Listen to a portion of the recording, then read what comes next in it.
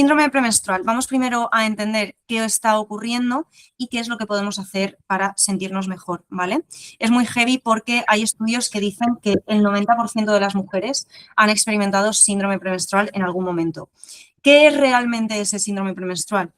Va a ser ese conjunto de síntomas físicos y emocionales que pueden aparecer en la semana antes de la regla, sobre todo durante esa fase lútea, ¿vale? Se han descrito hasta 150 síntomas o signos que pueden aparecer en este momento y que estarían relacionados con esta fase del ciclo y con este cambio hormonal. Aunque puede ser frecuente notar esas molestias, ya sabemos, obviamente todas las que estamos aquí, sabemos que esos síntomas fuertes no deben normalizarse, ¿vale? Y que esto simplemente puede ser una forma que tiene el cuerpo de comunicarnos que algo está en equilibrio a nivel nutricional, de estilo de vida o incluso emocional, algo que es importante para nosotras y que merece la pena abordar. Yo me acuerdo que, esto no lo sabe él, ¿vale? Pero os lo voy a contar. Yo me acuerdo que al principio de mi relación, en todas las fases lúteas, me surgía la misma duda en cuanto a la relación, ¿vale? Y era todos los meses, o sea, os lo juro que era la misma conversación una y otra vez todos los meses.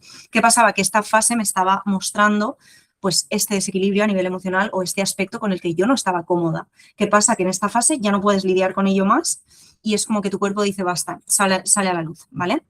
Entonces, vamos a ver cuáles son esos posibles síntomas. No sé si, bueno, vosotras yo creo que sí os podéis sentir identificadas.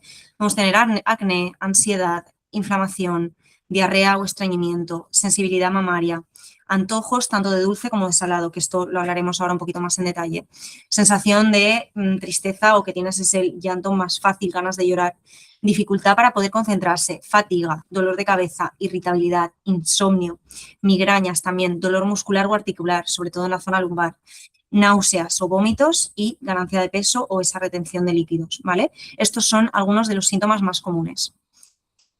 ¿Qué está ocurriendo en esta fase y en este momento? Que ya lo sabéis, pero bueno, para hacer un pequeño recap y por qué lo que está ocurriendo nos afecta y se traduce en estos síntomas. Todas sabemos el papel que juega tanto el estrógeno como la progesterona dentro de nuestro cuerpo. Sabemos que en esa primera fase del ciclo vamos a tener esa predominancia estrogénica, por así decirlo, hasta la ovulación. Tras la ovulación va a aumentar la progesterona. Entonces cambiamos esa dominancia hormonal y el rol cambia, ¿no? Cambia a que ya no tenemos los estrógenos, tenemos la progesterona. Esto es clave, o sea, que suceda este cambio es clave para que estemos en equilibrio y para que nuestro cuerpo sienta esa estabilidad física y emocional. ¿Qué sucede? Que muchas veces la progesterona está inhibida o no llega a sus niveles óptimos por un exceso de cortisol. Y esta es la hormona principal que bloquea a la progesterona, el cortisol, ¿vale? Ya sabemos que obviamente en nuestro día a día hay muchos aspectos que nos pueden causar ese aumento de cortisol, desde no dormir bien hasta no estar comiendo la suficiente energía que nuestro cuerpo necesita en este momento o pues ya síntomas un poco más emocionales que todas asociamos con ese estrés, ¿vale? Si no hay embarazo, la progesterona caería justo antes de que nos bajase la regla, es decir, pues normalmente unas 48 como mucho 72 horas antes empezamos a tener ese descenso de progesterona, que por eso los días justo antes de la regla nos cuesta conciliar más el sueño. En teoría la progesterona sabemos que es una hormona que nos va a dar esa calma, que nos va a ayudar a conciliar el sueño. Muchas mujeres en el primer trimestre de embarazo que mantienen esta progesterona, obviamente para sostener ese embarazo, sienten esa sensación, ¿no?, de calma, de que todo está en paz, de que están tranquilas. Esto es efecto de la progesterona. Tanto la progesterona como los estrógenos caen justo antes de la regla, ¿vale? En el síndrome premenstrual más moderado o intenso se asocia a que haya una caída más brusca de la progesterona antes de tiempo, es decir, más de esas 72 horas, ¿sí? También tenemos que hay un desequilibrio estrógeno-progesterona, es decir, o que los estrógenos no están en su nivel adecuado por un incorrecto detox de estrógenos o que la progesterona no llega a su nivel adecuado tanto por ese bloqueo de cortisol, ¿vale? Y también se asocia a que tengamos pues una mayor sensibilidad a esas fluctuaciones hormonales. Señales a observar: tener baja progesterona y migrañas. Posibles signos de que tenemos la progesterona baja, es decir, que no estamos llegando a los niveles correctos.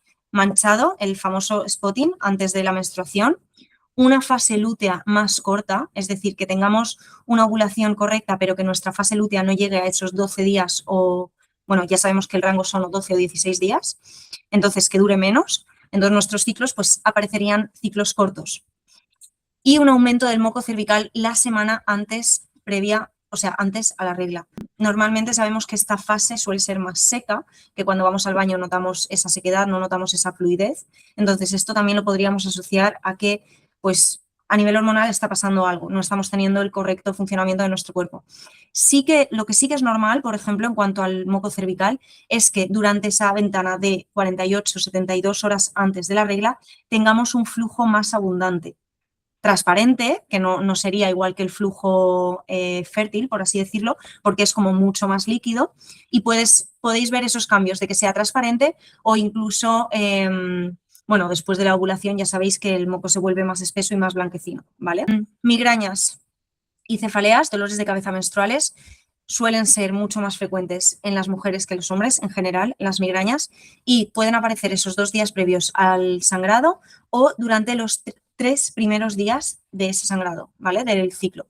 Se relacionan con ese descenso brusco de estrógenos justo antes y registrar varios ciclos nos va a ayudar sobre todo a identificar esos patrones, ¿vale? Obviamente factores como el estrés, el alcohol, un mal descanso o una incorrecta nutrición van a ser, pues, a favorecer que tengamos esas migrañas. Tenemos 4 patrones principales del síndrome premenstrual, que no sé si lo sabíais, hay como subtipos de síndrome premenstrual. Tenemos el subtipo ansioso, el de retención, el de antojos o el depresivo. El síndrome premenstrual con más frecuencia suele ser el ansioso, es el más común, ¿vale? Los síntomas más frecuentes suelen ser la ansiedad, ese nerviosismo, sobre todo el sentirte como más nerviosa de lo normal. Sensación de tensión, puede aparecer ese bruxismo, sobre todo en la mandíbula, el apretar por la noche. Esto también favorece las migrañas porque estamos favoreciendo toda la tensión muscular de zona cervical para arriba. Sensación de esos cambios de humor bruscos y tener una hipersensibilidad emocional. ¿Esto por qué sucede? Porque no estamos llegando a esos niveles de progesterona que necesitamos para sentir calma en esta fase, ¿vale? Entonces, suele asociarse a esa menor acción. Predominio relativo del estrógeno. ¿Por qué? Porque cuando no estamos llegando a los niveles de progesterona, nos estamos rigiendo por esos niveles de estrógeno, ¿vale? Síndrome premenstrual por retención. Síntomas frecuentes, eso de la ganancia de pecho, la sensibilidad mamaria, retención de líquidos, puedes ver que aumentas de peso repentinamente, la inflamación, sobre todo este suele ser más común ahora en verano, inflamación de manos y pies por mala circulación y sobre todo inflamación alrededor de la zona abdominal, ¿vale? Se asocia con un exceso de estrógeno y de aldosterona, favoreciendo esa retención de líquido y de sodio, ¿vale? Síndrome premenstrual con antojo de carbohidratos. Puede ser de tanto de dulce como de harinas, de salado. Podemos tener mucha más hambre, que obviamente que sabemos que hasta un punto es normal. Sabemos que en la fase lútea estamos consumiendo de unas 200 a 300 calorías diarias extra, pero estos serían como antojos descontrolados, ¿vale? No sería una sensación simplemente de que tienes más apetito y vosotras ya sabéis diferenciar entre un antojo y hambre real. Necesidad de azúcar o de harinas refinadas de forma muy impulsiva, casi como que no lo puedes controlar, y bajones de energía muy brusco. Si los antojos llevan a un consumo elevado de azúcar, puede aparecer fatiga, cefaleas, palpitaciones, mareos o inestabilidad de glucosa. Esto suele ser sobre todo mucho más frecuente cuando tenemos de por sí un desequilibrio de la insulina. ¿Sí? Suele aparecer en mujeres con síndrome de ovario metabólico poliendocrino, pero también puede aparecer en mujeres que no tenemos ese desequilibrio y que simplemente de por sí hay un desequilibrio con la insulina. Una vez lo solucionamos y estabilizamos esto con la alimentación real y con la suficiente y la correcta hidratación, esos antojos suelen bajar muchísimo, sobre todo también con el tema de los carbohidratos complejos. Ahora luego vamos a profundizar en esto. Síndrome premenstrual más depresivo suele ser el menos frecuente, pero yo diría que es en el que más sufren las mujeres porque tienes esa tristeza intensa, ese llanto fácil, aislamiento social, no te apetece hacer nada, falta de motivación, niebla mental o problemas con la memoria, insomnio y fatiga. ¿Bien? ¿Por qué es importante que registremos los ciclos para estos casos, para el síndrome premenstrual? Nos va a permitir registrar por qué y cuándo aparecen esos síntomas. Nos va a permitir entender qué es lo que lo desencadena y por qué nos estamos sintiendo así en X momentos. Nos permite también detectar patrones repetitivos para ver en qué momento está apareciendo y valorar si lo que estamos haciendo está funcionando en cuanto a alimentación, en cuanto a hábitos. Nos permite también ver de qué manera está relacionado con la fase del ciclo en la que estamos. Obviamente, si tenemos un mapa, vamos a ver ese patrón y vamos a ver de qué forma nuestro cuerpo está actuando y respondiendo en cada momento, ¿vale? Y nos permite también entender que no estamos locas, que simplemente pues, es en ese momento y que por X desequilibrio hormonal está sucediendo esto, ¿vale? Yo creo que una de las cosas más tranquilizadoras que tenemos es que no lo utilizamos como excusa, sino que nos permite ser mucho más conscientes de lo que está pasando y así corregirlo. Acciones para mejorar el síndrome premenstrual. ¿Qué podemos hacer? Lo que os estaba comentando, mantener estable la glucosa en sangre, sobre todo ahora en verano que nos apetecen mucha fruta, muchas cosas fresquitas, helados, todo esto obviamente pues aumenta nuestro consumo de azúcar y lo que podemos hacer es ser más conscientes de lo que estamos tomando, sobre todo con el tema de la fruta, elegir frutas que tienen un menor índice glucémico y nos va a dar menos respuesta a nivel de insulina, no va a ser la caída tan brusca, ¿vale? Incluir proteína y saciarnos en cada comida, también esto obviamente si estamos en un momento en el que hace más calor y estamos comiendo menos porque el calor hace que el apetito disminuya, es normal o podemos tender a tener más hambre durante el día porque no nos estamos saciando tanto.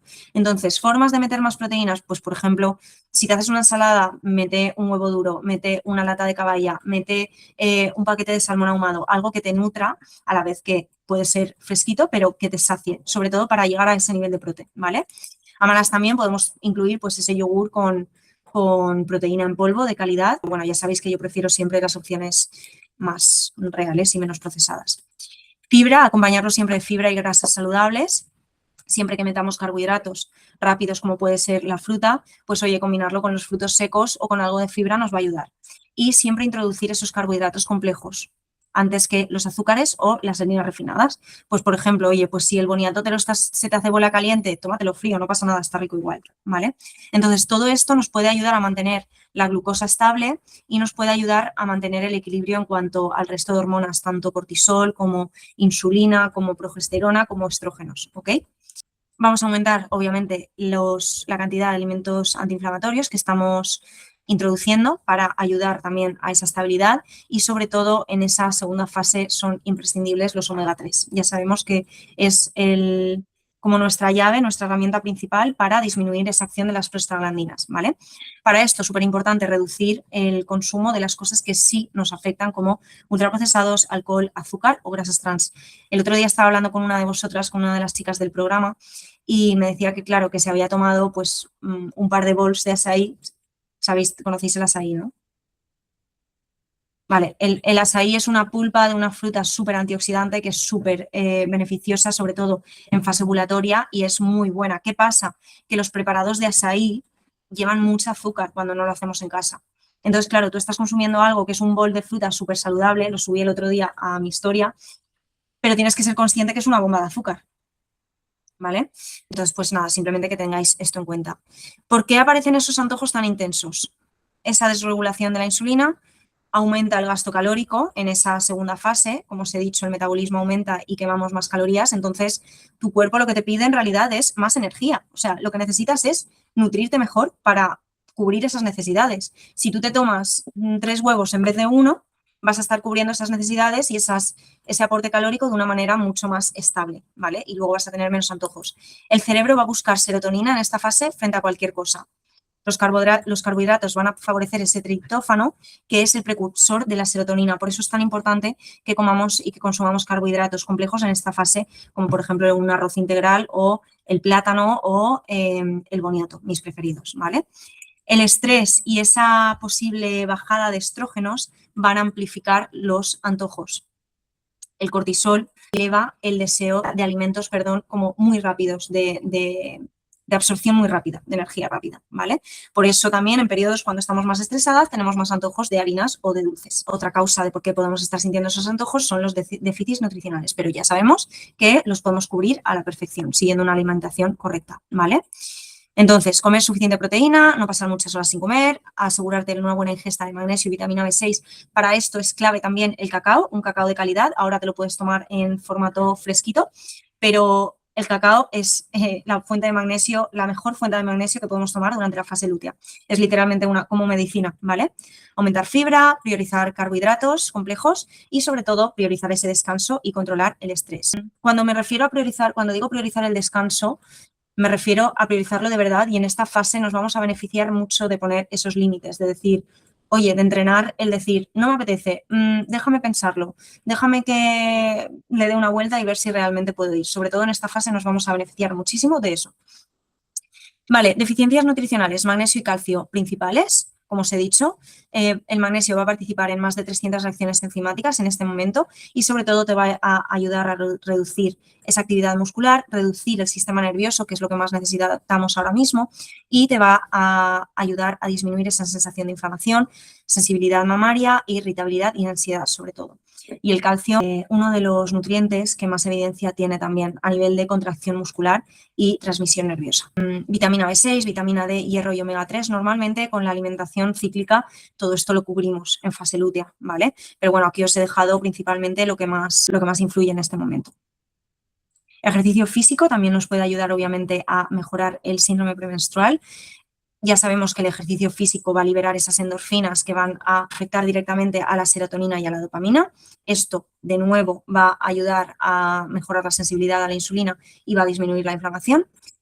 Y aquí tenemos que pues, la evidencia muestra beneficios tanto en ejercicio de fuerza como de cardio, pero yo os recomendaría que más que fijarnos tanto en qué tipo de ejercicio, nos fijásemos en qué es lo más realista para nosotras y con qué tipo de movimiento tenemos más constancia en este momento, en esta semana, ¿vale? Si para ti se traduce en vídeos de yoga, pues es preferible que hagas eso a que no hagas nada porque no tienes fuerza suficiente para hacer cardio. Pero, de nuevo, si tú te sientes cómoda y te apetece y es algo que no te está generando resistencia, adelante. Es sobre todo el tema de que te genere resistencia y que logres ser constante con esto. El cortisol empeora muchísimo el síndrome premenstrual y esto se hila con lo que os estaba diciendo de los límites. A nivel subconsciente, el que nosotras no pongamos límites aumenta nuestro cortisol. Exponernos a situaciones en las que no estamos cómodas del todo aumenta nuestro cortisol. Y hacer cosas que no nos apetece va a aumentar nuestro cortisol. Entonces, por eso es especialmente importante que en este momento te dediques momentos de autocuidado, sepas actuar en base a lo que necesitas y tengas esa autoescucha lo suficientemente fina como para saber expresar tus necesidades. Dormir bien, obviamente podemos aumentar las de sueño en este momento, de hecho es lo más recomendado, y luz solar por la mañana para ayudarnos a generar esa melatonina a última hora.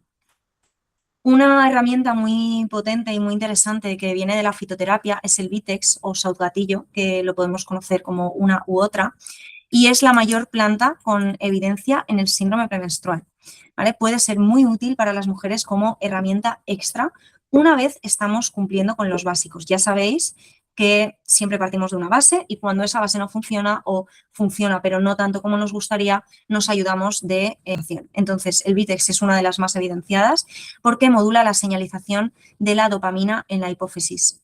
¿Vale? Esto va a reducir la prolactina cuando está elevada. Pilares para mejorar síndrome premenstrual. Ya hemos hablado, alimentación estable y antiinflamatoria, corregir esas deficiencias nutricionales, tener un ejercicio regular y constante, sobre todo, gestionar bien el estrés y saber poner límites, dormir lo suficiente, esa fitoterapia si fuese necesario y hacer el registro del ciclo. Os he dejado aquí, bueno, os lo voy a colgar debajo de la clase cuando la descargue, este PDF que os va a ayudar un poquito con ese registro y con esa checklist de la que hemos hablado, ¿vale? Aquí os he puesto una primera para que podáis identificar qué tipo de patrón tenéis en síndrome premenstrual, si más ansioso, más de retención, más de antojos o más depresivo, para que vosotras pues también aumentéis ese autoconocimiento.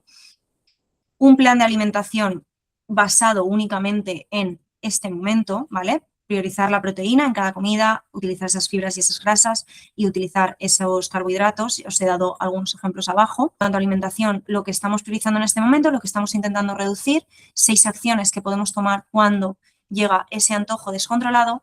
Y aquí es donde os he dicho que se me ha colado una errata aquí.